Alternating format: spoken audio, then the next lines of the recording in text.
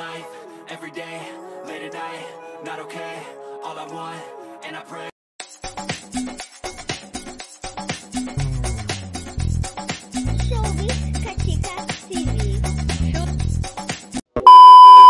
Hello mga kachika!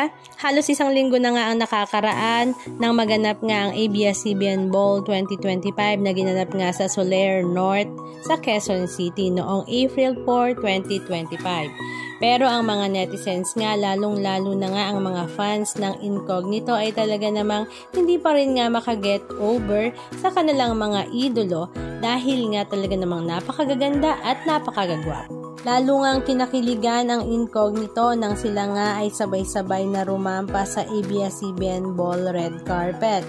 Ito nga ay sabay-sabay sila Contractor, JB at Andres or Daniel Padilla, Ian Veneracion at Richard Gutierrez. Samantala, ang love team na Mato naman na sila Maris Racal at Anthony Jennings ay hindi nga sabay na rumampa. Ito nga ay first time na pagrampa ni Anthony Jennings sa red carpet ng ABS-CBN Ball. Sayang nga daw at hindi sila sabay ni Maris na rumampa.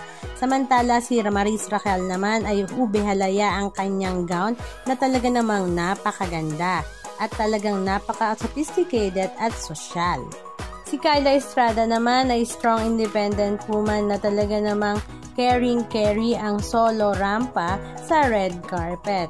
Samantala, sayang nga daw at hindi kompleto ang tropa ng Incognito dahil that time nga ay absent naman si Baron Geisler dahil nga ayon nga sa kanya ay umattend nga daw siya sa graduation ng kanyang anak.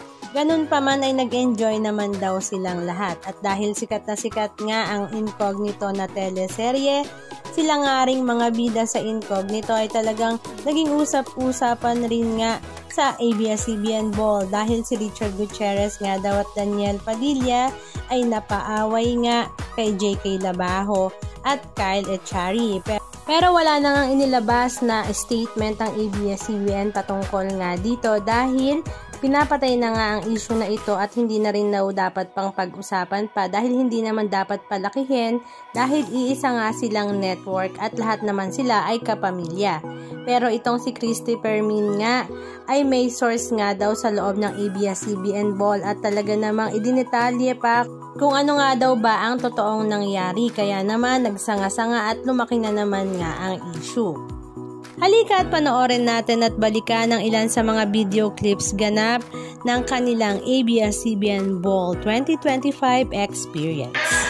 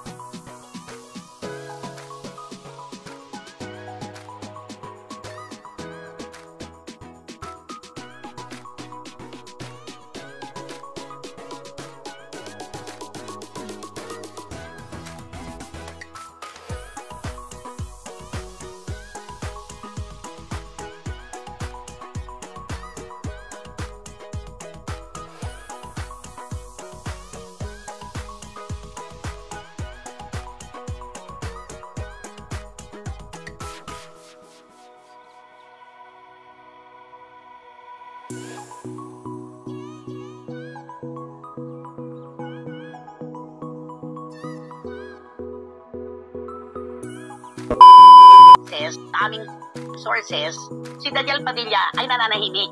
Biglang lumapit sa kanya si Kyle Echari. At meron silang pinag-usapan na parang tumigas yung salita nung Kyle kay Daniel. Tahimik si Daniel ha. May umaali-aligid si KK Labajo. si JK, panguso-nguso, na parang upakan mo na, parang ganon. Meron, oo. Ang nangyari, nakita ni Richard Gutierrez yung ginagawa ng dalawa kay Daniel na nananahimik. Anong inaasahan mo na gagawin ni Richard? Natural, aawat, di ba? Natural, aawat pa. Aawat siya. Alam mong ginawa sa kanya ni JK Labaho? Bakit ka nandito? Sabi niya, ano gusto mo? Ay, hinamon ng tuntunan, ng tapang. Si Richard Gutierrez. Mga kapatid, kailangan pa po ba naming ilarawan sa inyo kung gaano kagaling sa action scenes itong si Richard Gutierrez. Akmana, nasusugod si Richard, nagdatingan ang mga security guard at ang iba pang mga tagapamuno doon. Yung mga road managers, yung mga ganon. So, okay na sana. So, sila ay umakyat na. Si Tita Annabel, nalaman na lang niya na meron palang gulo sa ibaba. Doon na sa itaas kasi nandun na sila sa Skybar. Nagsimula pa pala ito sa pabang iba. Oo, sa Skybar. Ngayon, ang kay Tita Annabel, walang pagkampi, kundi ang bantayan ng kanyang anak. Kasi kilala niya si Richard Gutierrez. Kapag hinaman mo si Richard, hindi uurong. Di ba? Pag hinaman mo si Richard talaga, hindi ka uurungan. Ngayon, umakyat si Piolo. Ano ang inaasahan ng ibang naroon? Umakyat si Piolo. Susunod si Kyle at saka itong si JK. Di ba? Sabi ko nila, tropa sila di ba? Ngayon, lumapit pa raw itong si Kyle kay Tita Annabel. At ang sabi ng Bisaya, idol ko po ang anak mo. Idol ko po si Richard Gutierrez. Hindi naman siya kilala ng Tita Annabel. Ganun ba dong? Ganon. Hindi niya kilala kahit si Kyle, hindi niya kilala. So wala siyang hint na ito pala yung nag-anak niya, ng gamon. So, ganun. Ang bilis daw ng mga pangyayari ayon sa aking source. Nakalusot yung JK Labaho, lumapit kay Richard Gutierrez at kunwa-kunwaring nagsosorry, pero pangisi-ngisi.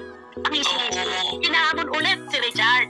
Di nakita niya yung gusto niyang makita. Diba? Nasa pool siya, sa may ulo. Pinagkalala ako balance pa nga si Richard. Si Tita Annabel nga, namaupo pa dun sa kanyang silya. Ang bilis na pangyayari dahil tumakbo daw yung JK Labaho. Nakasagasaan niya si Tita Annabel. Yun ang kwento. Eto na. Nakakatawa. Eto, isa-isahin natin yung mga karakter dito. Si Richard Gutierrez hindi nagpapasimula ng gulo. Pero kung hahamunin, hindi kanya uurungan. Si Daniel Padilla, may nalaman ka na rin ba na nagkamon ng away to? Kahit galing siya sa pamilya Padilla, wala. Hindi kahit maangas ang itsura niya, pero hindi siya nagsisimula, hindi siya starter, di ba? Hindi siya starter. Di ba? Tapos si Kyle Lechari, ano napansin mo kay Kyle? Ay, siyempre. Nakilala ko lang naman ng bonggang-bonggan dahil kay Piolo, dahil laging kasama ni Piolo, di ba? At saka, junior high. Oo. Ang interpretasyon ng mga nandun, kung talagang may gusto siyang kumprontahin kay Daniel Padilla, mali yung lugar. ABS-CBN ball yan. Kung meron siyang gustong linawin, huwag mong itapat sa isang pagtitipo na dinisign para sila ay magkasama-sama bilang magkakapamilya sa isang istasyon. Mali yung lugar. Ito naman si JK Labaho, talaga naman sa gulero itong batang to, wala nang costume dyan. Saka may history kasi, di ba? Parang espanto. Hindi ba? Anong ginawa niya kay Darren na umabot pa sa piskalya? Kaya nagsusyo, pero hindi siyang hinahamon ng mga fans. Nagmumura sa entablado. Kaya nakikita mo talaga, kasi kapag nakainom talaga, iba. Kapag may alak, may balak. Di ba? Yun ang totoo doon. So, ayan na, ang kanilang mga karakter, di ba? Yan ang kanilang mga karakter. Nakakalungkot na itong si JK Labaho, itong si Kyle Lechari. Ano ba? Umuusbong pa lang mga karera nyo. Ano ba ito? Di ba? Nakakaloka kayo. Tapos yun ang mga fans, naku, nagkalit si Daniel kasi niyayakap-yakap, inaakbayan ni Kyle. Si Catherine. Nagselos. Alam mo, Romel, may hindi nga tinitingnan at tinanap ni Daniel, si Catherine, kung nasaan. Sa lawak ng lugar na yon, hindi nga niya nakita. At wala siyang pakialam kung ano nagaganap. Kung nagyayakapan man sila doon o ano. Wala. Kaya nga dito. Anong masasabi niyo mga kachika? Just comment down below. And please don't forget to subscribe. Thank you!